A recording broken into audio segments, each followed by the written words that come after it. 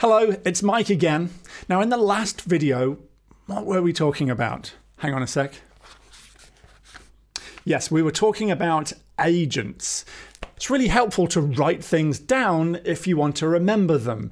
And also if you want a really tedious segue into what I want to talk about now, which is long-term memory with generative AI, specifically with large language models. Because you see, the thing is that large language models don't have any state. They don't remember anything. So if we're using a chatbot such as this, let me introduce myself to the chatbot, say hello, and then tell it some information about me. I like to drink tea and take walks on the beach. Okay, so I've given it some information about me, but at no point in this conversation so far has it had to remember anything from earlier on in the conversation. But it can do that because as part of the application here, we have saved this conversational history. So when we type in the next question, we have to send this conversational history and the next question into the model so that it knows what we're talking about. So what was the first thing I said? And it should know, yes, the first thing I said was hello. List the things that I like. And yeah, it's able to list out the things I like. Drinking tea, taking walks on the beach. And that's, again, because every time I send a question in, the application also has to send in the whole of that conversational history as well. That's how it manages to remember things. But this is really short-term memory. If I reset this chat and sort of simulate coming back the next day and then say, list the things that I like, then it says, I don't have enough information to be able to answer that question. And that's because we aren't passing in conversational history. We aren't giving it any information about what has happened in the past. So how can we solve this? Well, one way we can solve this is at the end of the chat session, we can have our application take that conversational history, summarize it, probably by using another large language model, and then storing that. And then the next time we come back to the chat, we can recall that stored memory, that stored conversational history summary, and then carry on the chat from there. And that's a lot of legwork to do. So let me show you how you can do that with agents for Amazon Bedrock. So if I switch tabs here, we're inside of Amazon Bedrock. If I go to the menu on the left-hand side, scroll down, I can go to agents. So we're going to create an agent here. And an agent is basically a chatbot which is capable of integrating in with other tools. But we don't have to integrate it with other tools. We can just have an agent standalone, which is what we're going to look at in this particular case. But remember that you can combine this together with other tools to reach out to the outside world, to do things like retrieval augmented generation and so many other things. But let me show you how I can create an agent and start to chat with it and get it to have this long-term memory that we talked about. So I'll click Create Agent. I'm going to call this my demo agent because no imagination. And let's click Create. And then once it's done that, we're able to start to configure our agent. And again, it's going to be super simple. So I'm going to select a model that I want to use. I'm going to select either Sonnet or Haiku in order to work with this particular method, this long-term memory. So I'm going to choose Haiku because it's intelligent and it's fast. And then if we scroll down here, I have this new section here. This is in public preview as I'm recording this video, and it allows me to be able to enable memory. So let's click enable, and then we have this option of how long we want the memory to stay around for. So the longest you can have, and the default value here is 30 days. So this number here is measured in days. So that's all I need from that perspective. Let's scroll up and give our agent some instructions. You are a chatbot answering questions that users might have. Do your best to answer the question. This is just a demo. Okay, if I scroll to the top and I click Save, and then I click prepare, I can now test this agent and I can show you what I mean. So let's have the same kind of conversation that we had before. So I'm going to say hello. And it says, how can I assist you today? And so I can say, I like drinking tea and taking walks on the beach. Let's run that. It's giving it a bit of information about us. Okay, sounds fantastic. All right, now let's imagine that we're going to leave this conversation and walk away. And in the testing ground that we've got here inside of the Bedrock console, I can click this little end session button right here. And if I do that, then it all goes away and we have reset our conversation. Now, what's happening at this point is that the conversation is being taken and it is being summarized for us. And then that summary will be available to the next conversation that we have with the agent, as long as we're using a memory ID which matches. So we'll take a look at this in code in just a moment, but the memory ID from this particular chat session obviously has to be given to the next chat session in order that the memory aligns to the particular user who's using this session. So the memory takes around about a minute and a half to actually be generated. And so once that time's elapsed, we can jump back in and we can have another conversation. So let's start another conversation. I'm going to say hello. And this time, let's get rid of me so you can see it a little bit better. If I go to show trace and I go to memory, you notice here that it actually has this saved memory. The user enjoys drinking tea and walks on the beach. They find it very relaxing and rejuvenating experience. So it's actually thought a little bit more deeply about the comment that I made to it than just what I said, but it's summarized the conversation there. So if I go back in here and ask it a question that relates to that, so what things do I like to do? Question mark. I recall from a previous conversation that you enjoy drinking tea and taking walks on the beach. So it's got that memory of the previous conversation built into our next conversation. All right, let me show you now how to implement this in code so that you can build this into your own application. And to do that, I've got this Jupyter notebook here, and I've got a link to this Jupyter notebook in the description beneath this video. So let's take a look quickly at how this code works.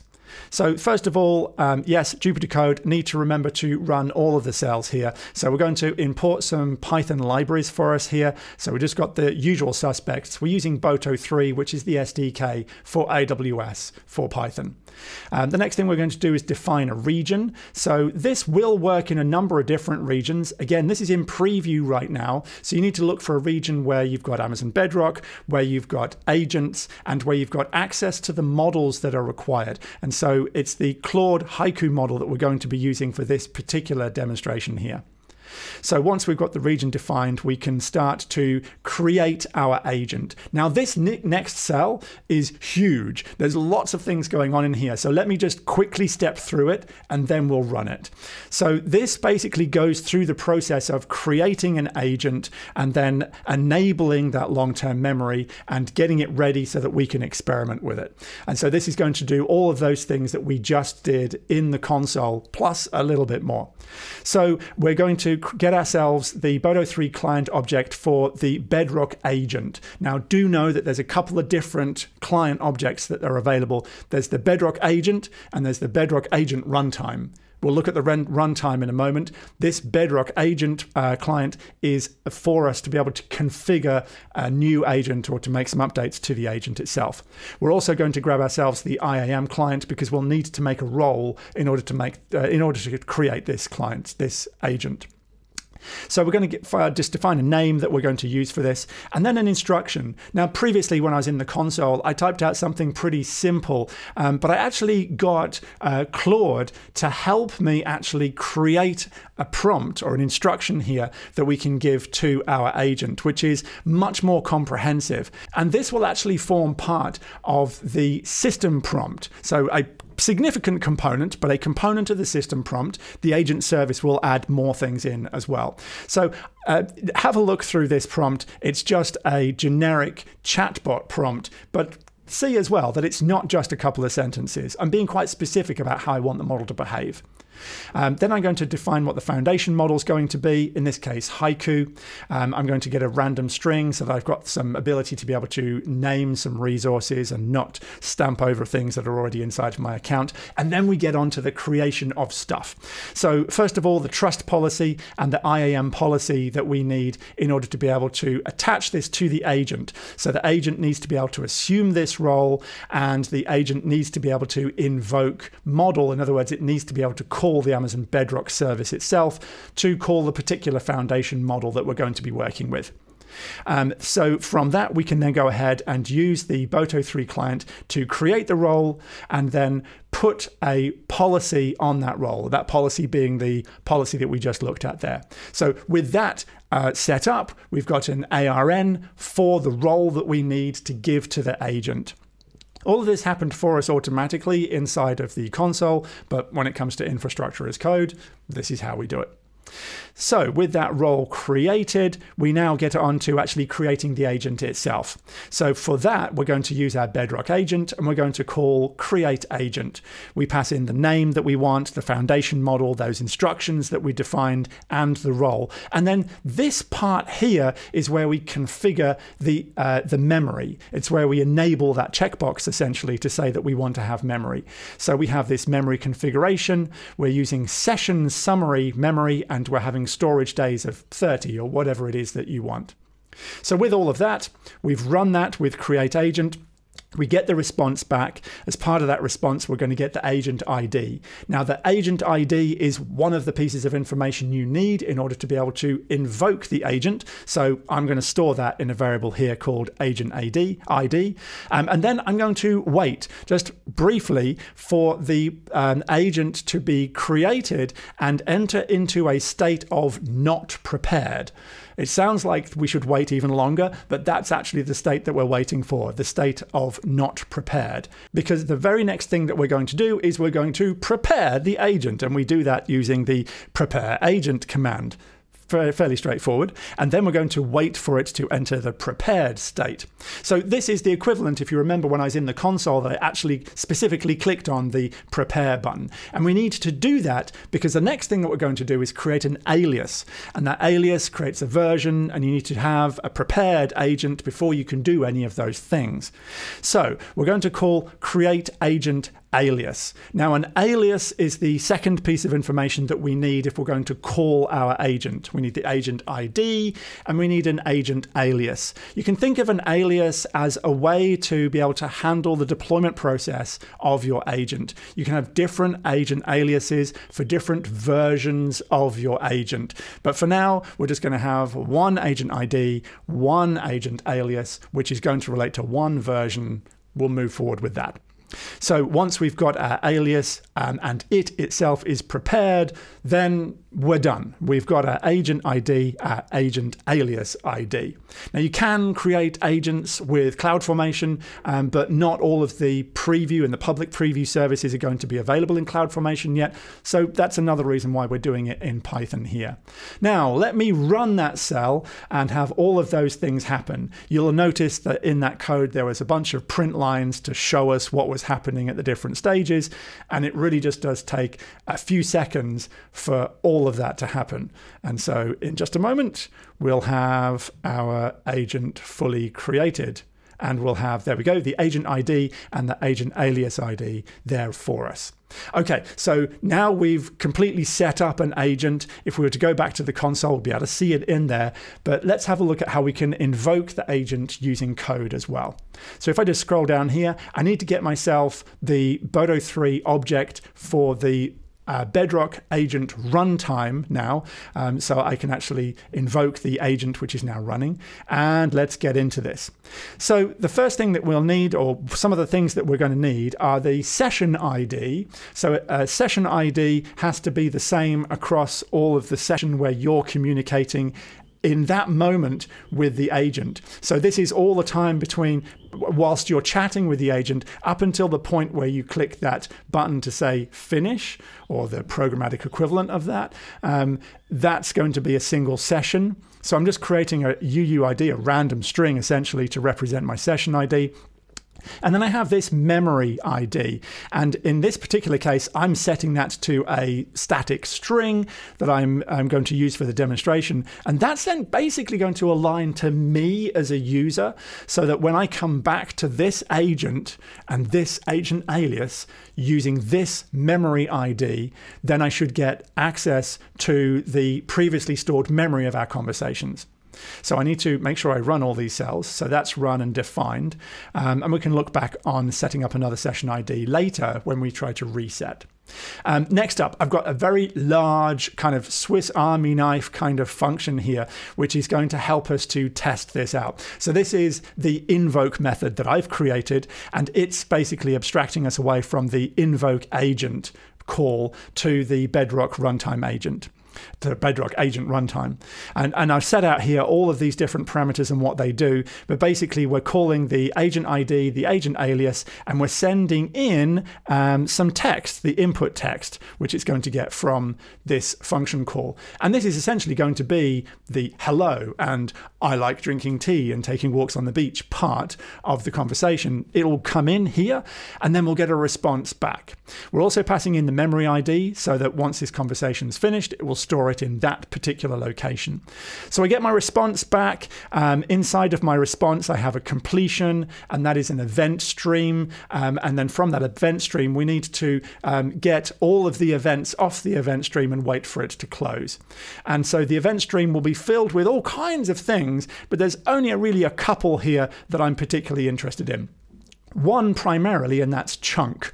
So chunk basically represents the textual output from the agent. So whenever it responded to those questions, they were arriving as chunk. Now, the agent doesn't support streaming of content back. It only supports all coming back in one go. So whilst, yes, this is called chunk, it will just arrive all in one go. Here is all of your text. The other thing that we'll get out from the event stream, and you might notice that we actually have an option here for show trace, which is defaulted to false, which if we have show trace on, it will take out what we call the trace events. So these trace events are a debug essentially in showing what the thoughts are, the reasoning steps, the system prompt, and everything which is happening behind the scenes with our agent will come out from this trace. And I have a sort of helper function here, which is going to extract out from the trace the memory that was stored so that we get to see it inside of this notebook. And we'll have a look at that later on in the code execution. And the final thing in here is that I have a end session function. So essentially we have the ability to finish the session such that we can start it again and see if the memory worked for us. Okay, so let's make sure we run that and define that function. It's really just to help us test the concepts of working with an agent and then also test the concept of working with memory. So, well, let's have a go. It all becomes much easier now. So let's just run the hello. We should get something very similar back than as we did from previous. It's just a little bit more verbose. But hello, I'm a curious an AI assistant created to be knowledgeable, engaging. This much longer response here is probably very much in response to that big system prompt that we made available, or the instructions that we gave it, telling it quite specifically how we wanted it to behave. So next, let's tell it some information about us. I really like drinking tea. It's my favorite drink. I don't much like coffee. Slightly different from what we typed in before, but it's some information about me. I even then go on to tell it a bit more. And you notice it is conversing with me. That's wonderful. I'm a big tea fan as well. Not entirely sure I believe that, but, you know, a large language model, maybe it likes tea. I don't know. Then let's go to the next one here, telling it specifically how I like black tea, no sugar, blah, blah, blah, blah, and more information about me. Okay, so we've started that brief conversation. Now let's end the session. Now, if I was to go back to the chat and ask it a question about me at this point, it wouldn't quite know, because it needs to spend some time taking that conversational history and summarizing it into a memory object, which it's then going to use for subsequent conversations. So I've created this quick function here, and basically what it does is it calls get agent memory, and it will give us the agent memory that's currently stored stored. And so I'm basically waiting for agent memory to contain something. So we're waiting here, and we'll just need to wait for maybe a minute or so for that summary to be made. Okay, and so that took, well, 30 seconds in the running of this, but it took me a while to press play. So roughly about a minute in order for the memory to be captured. And we can see here the memory that has been captured. The user expressed a strong preference for black tea over coffee, blah, blah, blah, blah, blah. And it starts to have more information about its memory of our conversation. So let's start a new session. And all we need to do that is create a new session ID. So I'm going to create a new random variable for our session ID, and then ask it something again. In this case, I'm going to say, if you could make me a drink, what would it be? And it says, given your preference for black tea that we discussed previously, I believe the drink I would make for you is a nice hot cup of plain black tea. So it's remembered me from our previous conversation. And so we've seen there how we can see what the memory is, and we can see the memory in action here. I think now is time for a nice biscuit. Now, what I've done here with this particular invoke is I've sent in this true value, which will go to our super helpful function that we had before, and it will actually print out some of those trace elements for us, so the debug elements. And so this is what we can see. So we've got the system prompt here, which is very, very, very, very wide, which is why it doesn't look very long. But that's the system prompt. This has been, that whole thing here has been built up by a template mechanism inside of agents for Amazon Bedrock. So we've got our particular instruction at the top of the system prompt. It then tells it about some functions and tools that it could use. And we didn't configure any for this agent, but that is a normal use case for an agent. And then, well, I'm going to make this a scrollable element so I can see a bit more, because what I wanted to show you in here is how it presents the memory that it has. So it's got some more instructions here about how to work. And if I have a look here, we've got some, yeah, here we go. This is where the memory is actually given over to the model. Now, all of this that we're looking at here, even though it looks a bit like XML, is actually passed to the large language model just like this. So this is what it's actually reading. So more than just that memory, that summary of a memory that we saw in the previous function call, we can see here what it actually puts into the template. So the user expressed strong preference for black tea over coffee, which is something we've seen before, but it's pulled this out into something called facts, some facts that it's figured out from the conversation, some user goals. What were the goals of the user during our last conversation? Assistant actions. What did the assistant actually do? And the action results. Now, if this agent had access to some actual tools, some actions that it could take, then those kinds of responses can be summarized in here as well. And the agent would have this sense of what happened last time, what were the preferences of the user last time, what did they get up to, so I can carry on the conversation. Okay, so let's scroll all the way down. There are a couple of other cells in this notebook if you are following along. So you can clean up, you can run this, it'll remove the agent, and click this, it'll remove the role. But if you want to, you can go back into the code, you can start playing around with it a bit more. Or indeed, we can jump into the console, because if we jump back into the console, if I just close this down for a moment and go back to the agents page, we'll find that, yes, there's my demo agent, and there's my long-term memory test agent that we've just created using that notebook. Okay, I hope that was useful. What we've covered there is a little bit about memory inside of large language model applications, chatbots, and even agents here. And so how we can use long-term memory inside of agents for Amazon Bedrock to remember what had happened in a previous conversation. If you are interested in this, then please do drop me a comment beneath this video. This is in public preview right now, which means we really want to hear your feedback about this service. If you've got any other questions about anything generative AI, then please do feel free to reach out. I hope you've enjoyed this video. If you have, please give it a like, subscribe to this channel for more videos just like this. And until the next time, I'll see you later.